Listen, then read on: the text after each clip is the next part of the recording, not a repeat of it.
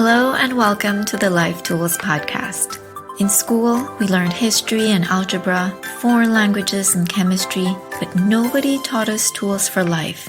How do we deal with self-doubt? What are beliefs and how do they influence us? How do we find ourselves when we feel lost? And how do we make a healthy decision? Many people learn these things much later in life, after 3, 4, even 5 decades of existence, and often the hard way. For a few, like myself, I had to learn them very early. I created this podcast to share with you the tools that have helped me greatly in my own life. They're small actions anybody can take that bring big results over time. Let's get to it. Hello everyone! This week's episode is all about envy. This word is often confused with jealousy, but in my mind, jealousy is the fear that someone will take away what I have, and envy is that painful yearning for what someone else has that I don't have. Whatever the real definition of these two words for this particular episode, when I say envy, I am referring to that painful yearning. Many people say that envy is a sign that the person feeling it is greedy, selfish, that they don't know how to be content with what they have, that if they continue like this, they will sooner or later meet their own demise. What my experience tells me, however, is that this is not necessarily true. It's not so black and white. We have all felt envy. Would you say we are all greedy and selfish and entitled? No. Envy is a two-edged sword. It can either be toxic, meaning it can cause us to do things that ultimately do not serve us nor other people, or it can be a gift, meaning it can push us towards a better life. How is this so?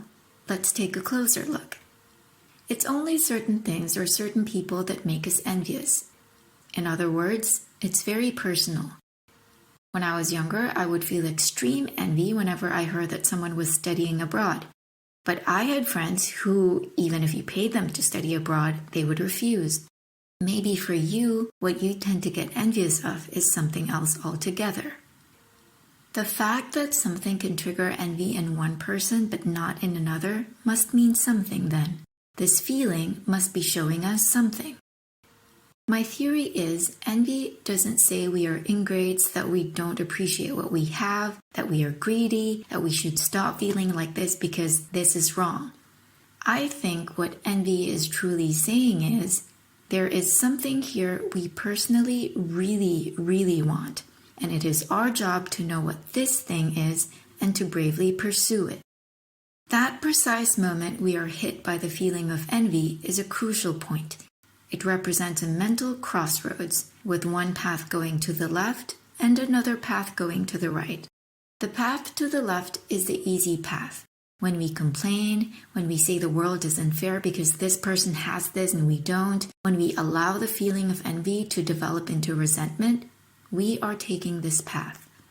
While easy, it doesn't serve us. It puts us in a powerless position because we are making other people and outer circumstances responsible for our feelings and our life.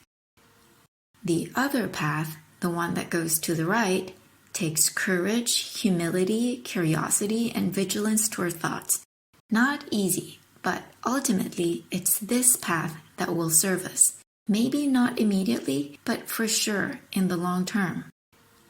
It's important to note that sometimes what is making us envious might not be the thing we want exactly. It could be an element within that thing, or it could be what that thing represents to us.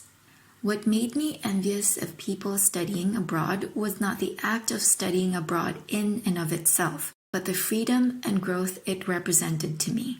Being in another country, speaking another language, mingling with other people I'd never mingled with before, and getting to know another culture was the epitome of adventure. Very challenging, but very exciting as well. If you find yourself getting envious of someone driving a BMW, for example, it's possible you do want that very model of BMW, because perhaps it has a host of features that would make your life much more enjoyable. But it's also possible that you want the prestige, the approval that it represents. Let's explore an example from beginning to end so this is clear. Let's say Diane is the most popular girl at your university. Everywhere Diane goes, she turns heads. Not only is she pretty, she's also on the dean's list. And she comes from a privileged family, so she doesn't have to take part-time jobs to pay for her education. You look at her and you feel a wave of envy wash over you. This moment is the crossroads. Going left means, God isn't fair. Diane is pretty, sexy, smart, and rich. And here I am, average looking, with an abominable double chin, and I have to work weekends to pay my way through university. I'm not sure I like Diane. I'm sure she looks down on other people. A lot of beautiful people are like that. They're so stuck up and annoying. If you allow yourself to take this path, you might then later want to gossip about Diane with other people who are also envious of her. While you are criticizing her, you all feel superior. You tell yourselves, Diane is not what she's all cracked up to be. If only people knew.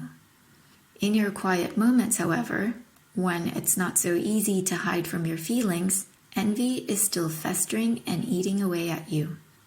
So, the other option. Go right.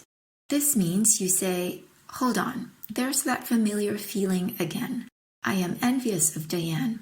She's showing me something that I want. What is it exactly? How can I go for this thing? How can I give it to myself?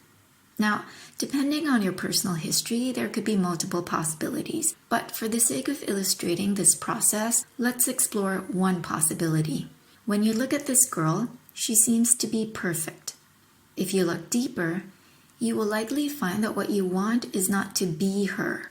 What you want is to have the approval that she is enjoying, because it seems to you everyone just loves her. So now you can ask yourself, how can I love myself more? How can I give myself this approval that I yearn for? Pay attention, I didn't say, how can I obtain this approval from other people? This is a disempowering question because you cannot control other people. Whether they approve of you or not depends on so many factors, most of them having nothing to do with you and everything to do with your own personal history. Maybe your answer to how you can give yourself approval is you commit to taking action every day towards your goals. Maybe you do more acts of kindness because this makes you feel good. Maybe you hang out more with people who are supportive of you. You focus more on you, your improvement, your well-being. The more you do what feels good to you and the more you celebrate your little wins, the less you will look at other people, whether it's Diane or someone else. What I personally noticed from experience is that the more I am fulfilled in my life, the more I see other people as inspiration to keep myself going. Another thing worth noting is that sometimes envy is not so easy to recognize. Pay attention to when you have the urge to put someone down or to criticize them or to downplay their success. It doesn't mean you are bad. Most likely, it's just envy. So what I want to leave you with this week is this. Next time you feel envy, take a pause and ask, what is this thing or this person trying to show me? Take time to understand what's going on. Once you figure it out, brainstorm ways you can increase the presence of this thing you want in your life. Remember, envy is a gift in disguise. Might as well mine it for the good it has to bring to your life. That's it for this week. If you found this or the previous episodes helpful, share it with people who might be uplifted by these messages. Thank you for listening. Bye!